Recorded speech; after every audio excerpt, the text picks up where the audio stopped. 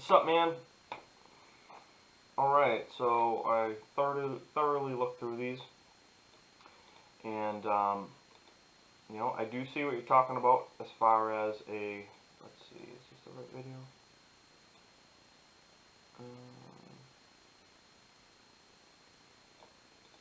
As far as seeing a slight rise in your hips, let's see.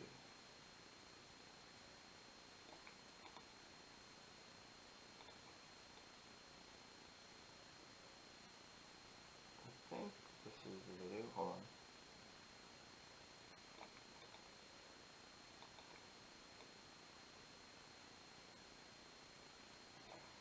Just compare that to this second one.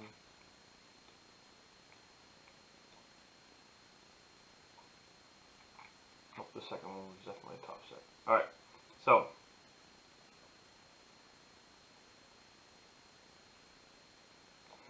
let me ask you a question. I'll tell you the principles here. The bar needs to be over the midfoot, and also too, it needs to be centrated under the scapula. When the weight gets really heavy, the beauty of the deadlift is that it will find the path of least resistance, okay? So, as the weight gets really heavy, the only way to lift it up is having the bar under the scapula and over the midfoot.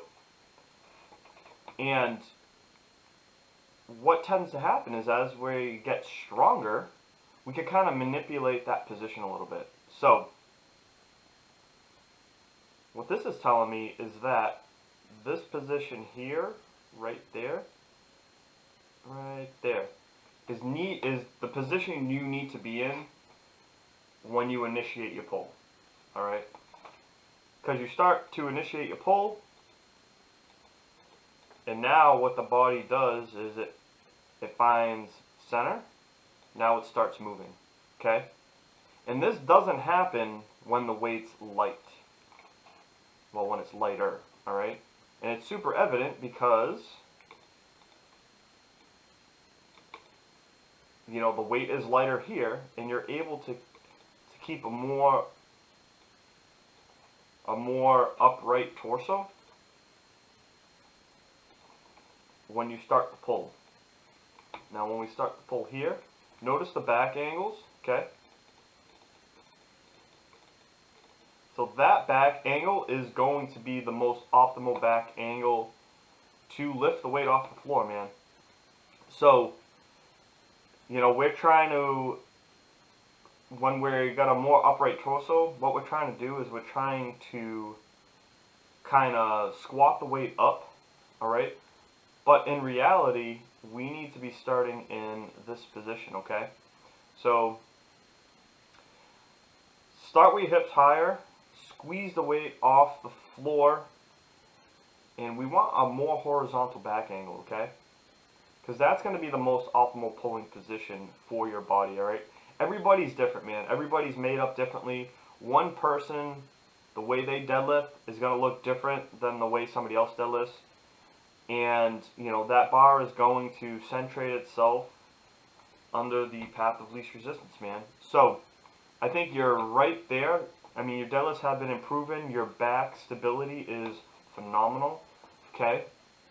But we just need to start with a little bit higher. And often what happens, too, is when I have a top set and back down sets, the same exact thing happens to me. I'll do my top set, which is heavy, and then I'll notice my my hips rising.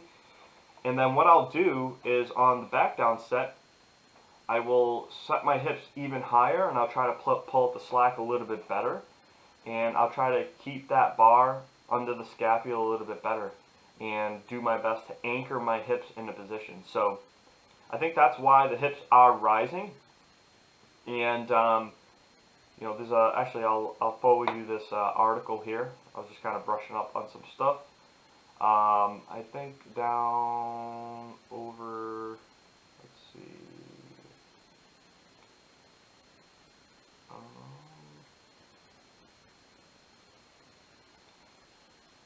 this part of the article here, which is why shoulders forward of the bar, will kind of explain a little bit kind of what I'm talking about. I'll send you that link. You can read up on that. So, but dude, you're doing great, man. You're getting stronger, and you know it's not going to be perfect. So, being aware of that kind of hip shift position is great. I think the proper way to fix that on your back down work would be to start with your hips higher.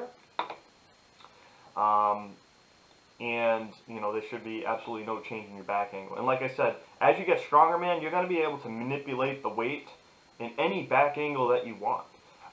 When you look at Olympic lifting, you know, your back angle is very vertical. Well, how do you think they lift that up? You know, when it's a really heavy deadlift, there's only one way to lift it, and that bar needs to be under your scapula. Now, in Olympic lifting, when your torso is very vertical, your overall strength is a lot higher, so you can pretty much put the bar in whatever back angle you want. So as you get stronger, you'll find that with lighter weights, man, you're going to be able to manipulate the bar to whatever position you want.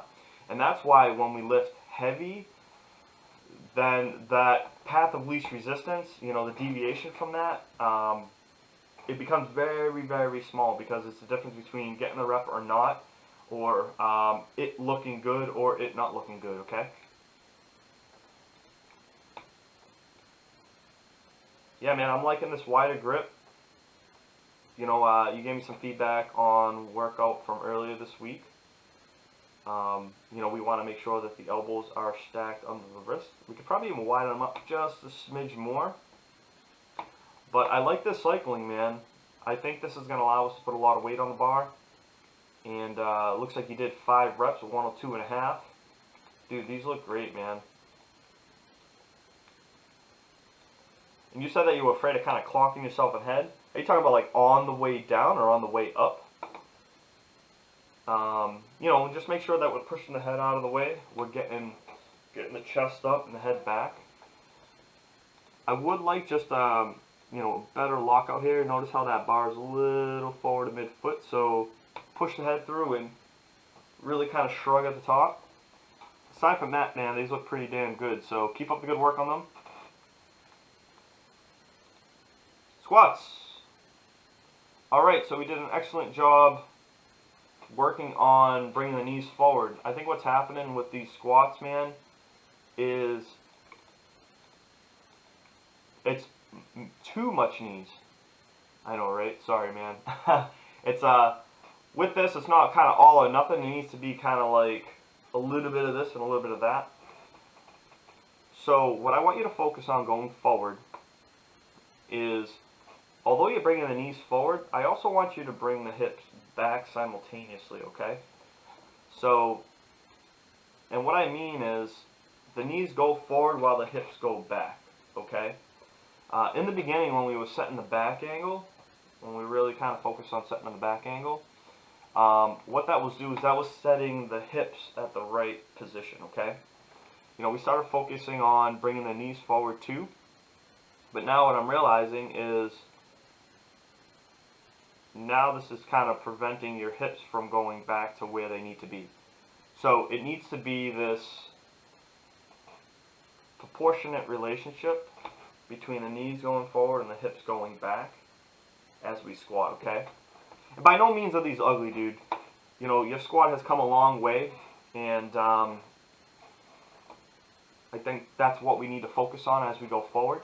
And the reason being is because, you know, you're coming down, your back angle is kind of vertical here, and then when you come back up, you know, your back angle ends up setting a little bit lower, and that tells me that you know, your back angle is a little bit too vertical on the way down.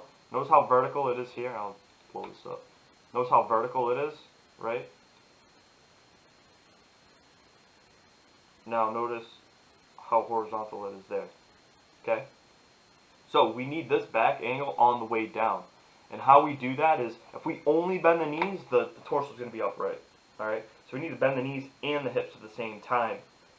Spread that out, and then you're in this very, you know, slot up and down with the bar and the body, okay? So you can imagine like there's a pane of glass behind you and a pane of glass in front of you. And you want to just kind of like meet the hips meet the hips and the knees kind of at that spot simultaneously. All right, man? Well, hey, man, keep up the good work. You know, to master something, it's going to take some time, man. It's going to take some time, practice, persistence. Well, keep up the good work, man, and keep kicking ass.